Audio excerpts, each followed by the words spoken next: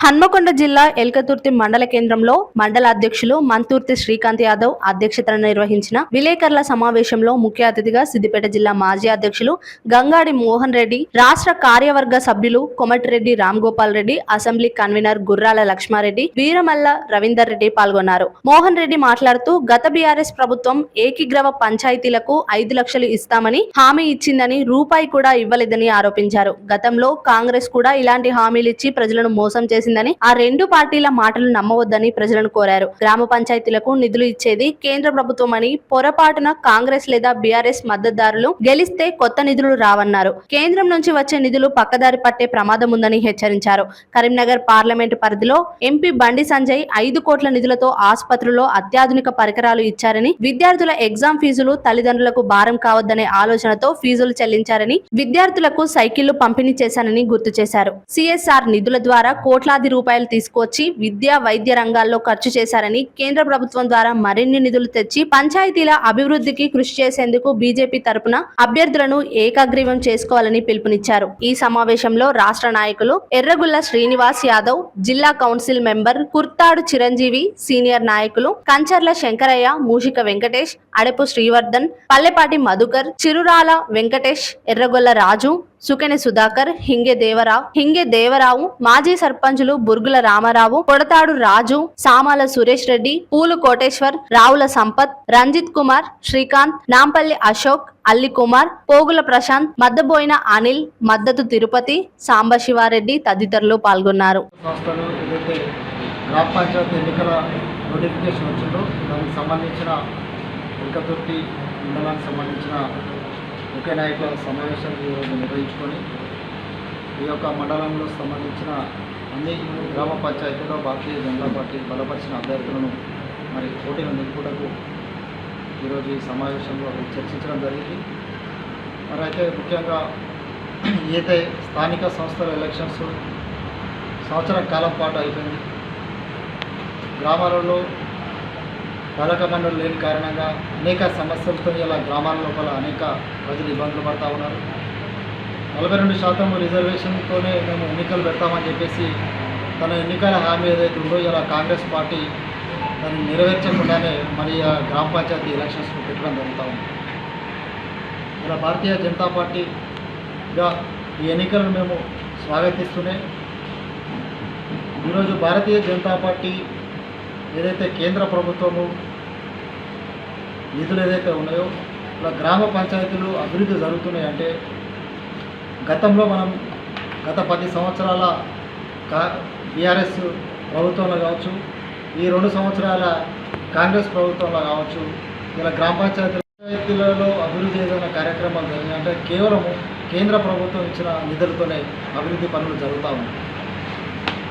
ఈరోజు ఒకవైపు నరేంద్ర మోడీ గారు ఇలా వారు గ్రామాలు ఇలా అభివృద్ధి చెందాలి, గ్రామాల అభివృద్ధి చెందితే దేశం అభివృద్ధి చెందుతుంది, ఇలా సబ్కా సాత్ సబ్కా వికాస్ అని ఏదైతే నినాదం ఉందో దాని ద్వారా ఇలా గ్రామ పంచాయతీలు నేరుగా ఆర్థిక సంఘం ద్వారా నిధులను గ్రామ పంచాయతీ నేరుగా పంపడం జరుగుతూ ఉంది.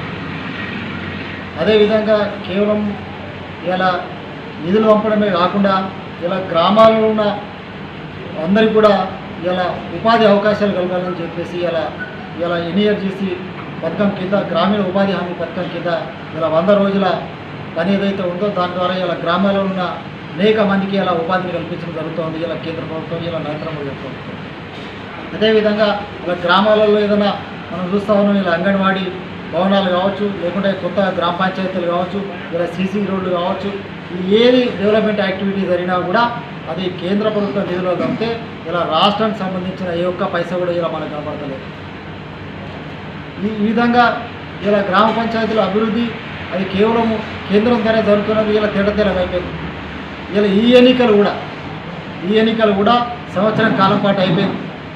ఇలా మొన్న క్యాబినెట్ మీటింగ్ అయిపోయిన తర్వాత ఇలా పొంగులేటి శ్రీనివాసరెడ్డి గారు మంత్రి గారు ఇలా ప్రెస్ కాన్ఫరెన్స్లో మేము 42% రిజర్వేషన్స్తోనే ఎన్నికలు పెట్టాలనుకుంటున్నాం. కానీ ఇలా ఏదైతే మరి మార్చి నెల వస్తూ ఉన్నది దాదాపు 3,000 కోట్ల పైన నిధులు ఇలా గ్రామ పాలక మండలి లేని కారణంగా ఇలా కేంద్రం ఇచ్చే నిధులైతే ఉన్నాయో అవి వెనుకపోయే అవకాశం ఉంది. కాబట్టి వెనుకపోయే ప్రమాదం ఉంది కాబట్టి ఇలా గ్రామ పంచాయతీలకు ఇలా ఎన్నికలు పెడతాము. మిగతా సర్పంచ్ జడ్పీటీసీ ఎన్నికలు 42% రిజర్వేషన్స్ అయిన తర్వాతనే పెడతామని చెప్పేసి ఏదైతే ప్రకటన చేసిందో దాంతోనే అర్థమైపోతూ ఉన్నది. ఇలా మీరిచ్చేది ఏం లేదు. ఇలా కేంద్ర ప్రభుత్వ నిధుల గురించే ఇలా ఈ ఎన్నికలు జరుగుతూ ఉన్నాయి. మరి ఇలా ప్రజలు మేము విజ్ఞప్తి చేస్తూ ఉన్నాం. ఇలా ఈరోజు ఏదైతే గతంలో మనం చూసినాము టీఆర్ఎస్ ప్రభుత్వం సర్పంచ్లను మీరు ఏకగ్రీవం చేస్తే 5 లక్షల రూపాయలు ఆ యొక్క గ్రామ పంచాయతీకి మేము అదనంగా బోనస్ ఇస్తామని చెప్పడం జరిగింది. నువ్వు 5 లక్షలు ఇచ్చిన పక్కకు పెట్టేయాల. ఏ ఒక్క గ్రామ పంచాయతీ కూడా ఈ జిల్లాలో కూడా ఈ పార్లమెంటు పరిధిలో కూడా సుమారు దాదాపు 70-80 గ్రామాలు ఆ రోజు ఏకగ్రీవం జరగడం జరిగింది. ఏ ఒక్క రూపాయి కూడా ఏకగ్రీవమైన గ్రామాలకు నువ్వు నిధులు ఇవ్వలేదు. నిధులు ఇవ్వడం పక్కబెట్టు. ఇలా ఏదైతే గతంలో మనం చూసినాం సర్పంచ్లందరూ కూడా మొన్న ఏదైతే చేసిన సర్పంచ్లందరూ కూడా ఇలా అనేక మంది ఇలా వాళ్ళ బిల్లులు రాక వాళ్ళు ఈ అభివృద్ధి చేసిన ఏదైతే వర్క్స్ ఉన్నాయో వాటికి బిల్లులు రాక ఇలా ఆత్మహత్యలు చేసుకునే పరిస్థితి ఈ తెలంగాణ రాష్ట్రంలో మనం సర్పంచ్ల పరిస్థితి చూసినాం కదా. ఇప్పటికి కూడా సర్పంచులు ఉద్యమం చేస్తూ ఉన్నారు వాళ్ళ బిల్లుల గురించి. కాబట్టి ఇలా సర్పంచులు ధర్నాలు చేసే పరిస్థితి ఈ రాష్ట్రంలో గత బీఆర్ఎస్ ప్రభుత్వం మనం చూసినాం. కానీ ఇలా బీఆర్ఎస్ ప్రభుత్వానికి స్థానిక సంస్థలలో వాళ్ళు బలపరిచే అభ్యర్థికి ఓటు అడిగే హక్కు ఇలా బీఆర్ఎస్ పార్టీ కూడా లేదు. ఇలా ఎన్నికల గుర్తులతో ఎన్నికలు జరగకపోవచ్చు కానీ అన్ని పార్టీలు కూడా వాళ్ళు బలపరిచిన అభ్యర్థుల్ని ఎన్నికలు పెడతారు సహజంగా.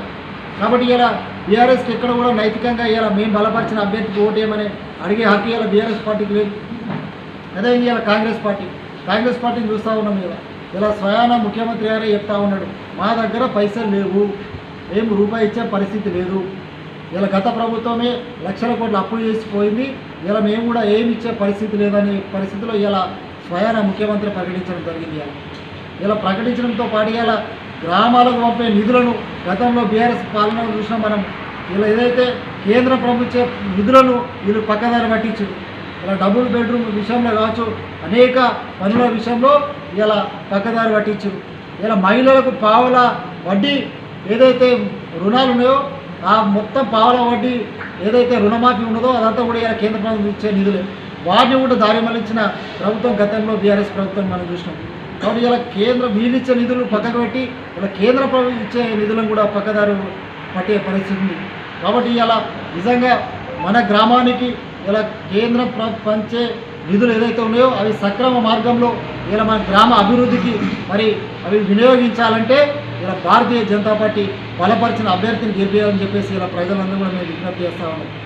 ఇలా ఈ పార్లమెంటు పరిధిలో తీసుకున్నట్టయితే ఇలా ఇక్కడ స్థానిక ఎంపీ గారు ఇలా కేంద్ర మంత్రి బండి సంజయ్ గారు అనేక అభివృద్ధి కార్యక్రమాలు వాళ్ళు చేపట్టడం జరిగింది. వారు రెండవసారి ఎంపీ అయిన తర్వాత కేంద్ర మంత్రి అయిన తర్వాత ఇప్పటికే ఈ దాదాపు సంవత్సరంన్నర కాలంలోనే అనేక వందల కోట్ల వేల కోట్ల రూపాయలు మరి ఈ యొక్క పార్లమెంట్కి వారు తీసుకురావడం జరిగింది.